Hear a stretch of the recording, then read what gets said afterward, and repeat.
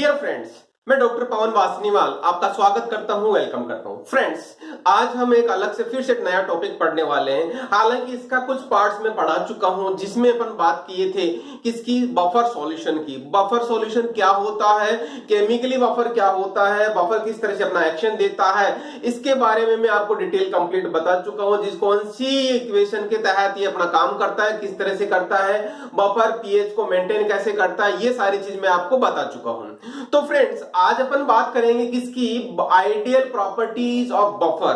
Ideal properties of buffer और application of buffer solutions, इनकी बात करेंगे जो जनरली एग्जाम में क्वेश्चन आता है। मैं ये चाहे बात करूं किसकी, साइंस स्टूडेंट, चाहे 12th क्लास की बात करूं, चाहे बी फार्म की बात करूं, चाहे डी फार्म की बात करूं, चाहे एम फार्म की बात करूं, चाहे पीएचडी लेवल की बात करूं, चाहे इधर बीएससी की बात करूं, चाहे एमएससी की बात करूं, मींस ये सभी साइंस स्टूडेंट के लिए यूजफुल रहेगा।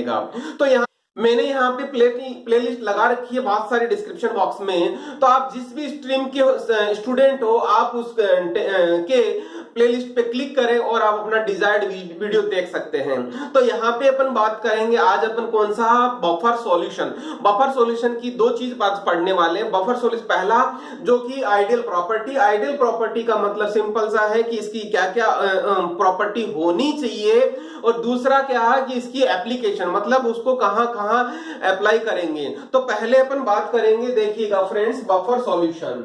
बफर सॉल्यूशन की अपन पहले बात कर रहे हैं आइडियल प्रॉपर्टी। आइडियल प्रॉपर्टी का मतलब कैसा होना चाहिए, कैसा होना चाहिए, उसको बात कर रहे हैं आइडियल प्रॉपर्टी का। हालांकि आइडियल कोई सा भी चीज नहीं होता, लेकिन यहां पे अपन आइडियल प्रॉपर्टी की बात करें, मींस डिजायर्ड कंडीशन या डिजायर्ड कैरेक्टर या desired property of that respective buffer solution. तो देखिएगा अपन इसको इंडिविजुअल पढ़ते हैं। पहला, बफर शुड, यहाँ पे अपन ने सभी के लिए ये वाला पॉइंट, सभी के लिए जो नीचे पॉइंट्स है उन सभी के लिए कॉमन रहेगा।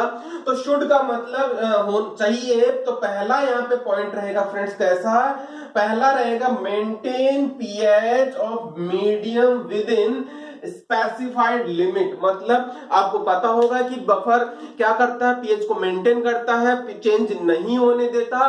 तो जिस स्पेसिफाइड लिमिट के लिए हमने उस बफर को यूज किया है, तो पहला काम उसका होना चाहिए कि मेंटेन करना चाहिए किसको, पीएच को। क्लियर, पहला पॉइंट। दूसरा पॉइंट देखिएगा, कोई सी भी स्पेसिफिक कंडीशन की बात करें, हम ड्रग की डोजेज फॉर्म की बात करें, तो वहां पे क्या है, ये सॉल्युबल होना चाहिए, be soluble in medium where it is used. मतलब जहां पे सपोज हमने एक कोई कंडीशन है, सपोज हमने एक सिरप लिया है, उसका पीएच हमने मेंटेन किया हुआ है, तो यहाँ पे इसमें सॉल्युबल होनी चाहिए।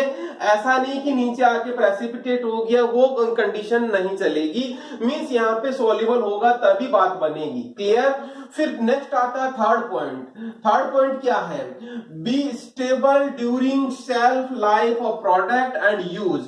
समझना इसका मतलब क्या हुआ, कि इसका मतलब ये हुआ कि जिस प्रोडक्ट में, सपोज अपन इसी की बात कर रहे हैं, ये इसी की बात कर रहे हैं, तो सपोज इसका 2 ईयर इसका एक्सपायरी पीरियड है, या यूं कहेंगे 2 साल तक हम इसको यूज कर सकते हैं। तो यहाँ पे इसका बफर जो है, बफर वो स्टेबल रहना चाहिए। कितने साल तक, 2 साल तक स्टेबल रहेगा तभी बात बनेगी। तो ये हो गया स्टेबल सेल्फ लाइफ या ड्यूरिंग द यूज, मतलब कौन सी कंडीशन में अपन उसको यूज कर रहे हैं। क्लियर। फिर उसके बाद में फोर्थ पॉइंट रहेगा। फोर्थ पॉइंट क्या है, यहाँ पे देखना, जैसा कि हम इसको सपोज ये सिरप है, ये सिरप है, सिरप का मतलब क्या, हम ऑरली ले रहे हैं इसको हमारी दवाई के तौर पे, तो क्या होगा, जो बफर है, be non toxic in nature. पता लगे हमने इसका बफर तो दे दिया, मींस पीएच तो मेंटेन कर दिया, लेकिन बॉडी में अंदर जाने के बाद में वो टॉक्सिक नेचर दिखाए, ऐसा नहीं होना चाहिए यदि वो इंटरनली यूज लिया जाए तो। ठीक है, समझ में आ गया? तो ये नॉन टॉक्सिक हो गया। नेक्स्ट फिफ्थ पॉइंट कौन सा है?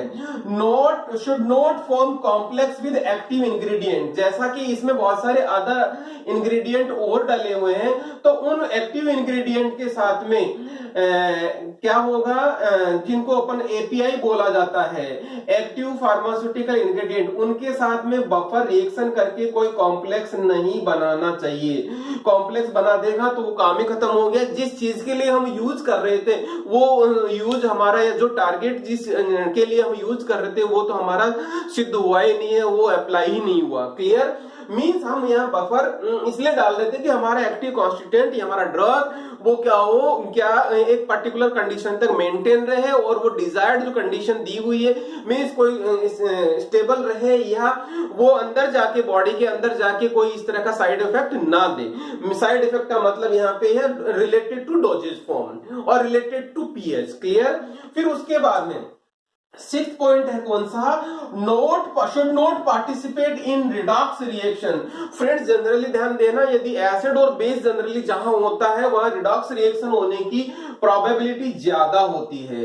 तो क्या होगा? प्रोबेबिलिटी ज्यादा होगी तो व्हाट विल हैपन, वहां पे जो एक्टिव फार्मास्यूटिकल इंग्रेडिएंट है उसके साथ रिडॉक्स रिएक्शन या उसके साथ उसमें जो भी एक्सिपिएंट डले हुए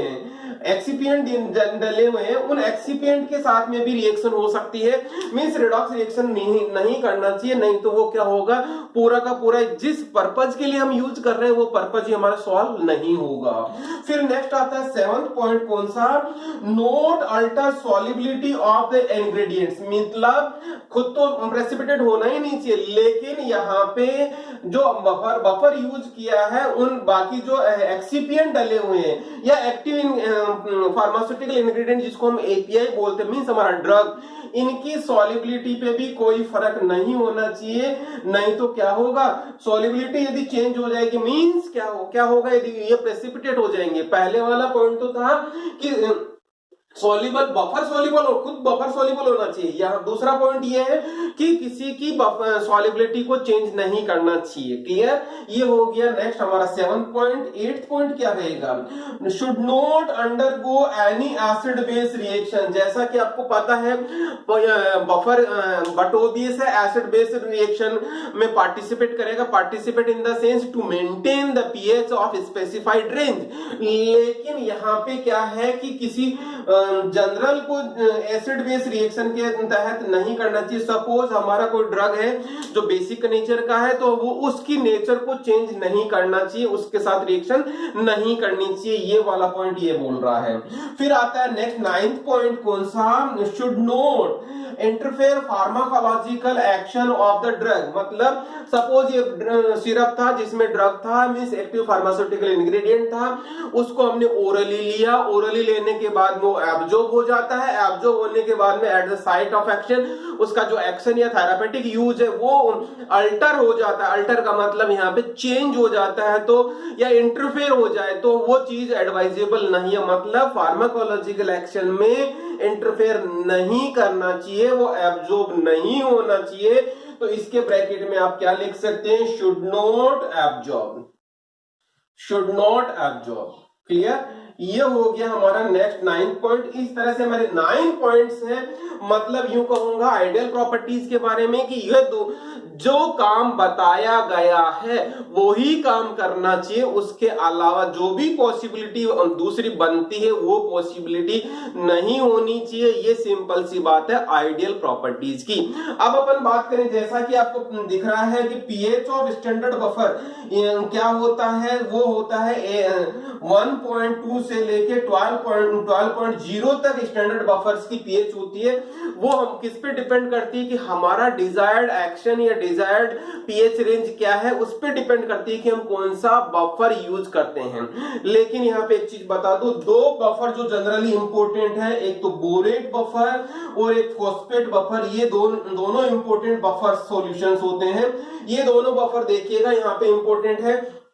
बोरेट को अपन को याद करने के लिए मैं आपको चीज बता दूं, बोरेट का मतलब सिंपल सा है बोरिक एसिड। बोरिक एसिड और उसको सॉल्ट लिया जाता है। बोरिक एसिड की बात करते हैं, जब भी अपन बोरिक एसिड आता है तो मैं आपको कई बार बता चुका हूं कि बोरिक एसिड जब आता है तो आंखों से रिलेटेड है। आपको मतलब यदि लैब में कोई एक्सीडेंटल कंडीशन आ जाती है, आंख में कुछ चला गया, तो हम बोरिक एसिड से उसको सॉल्यूशन लेके उसको वॉश करते हैं। वही चीज अप्लाई करना है। मतलब बोरेट बफर है तो वो सूटेबल किसके लिए रहेगा, यहाँ पे याद रखिएगा, ऑप्थाल्मिक प्रिपरेशन।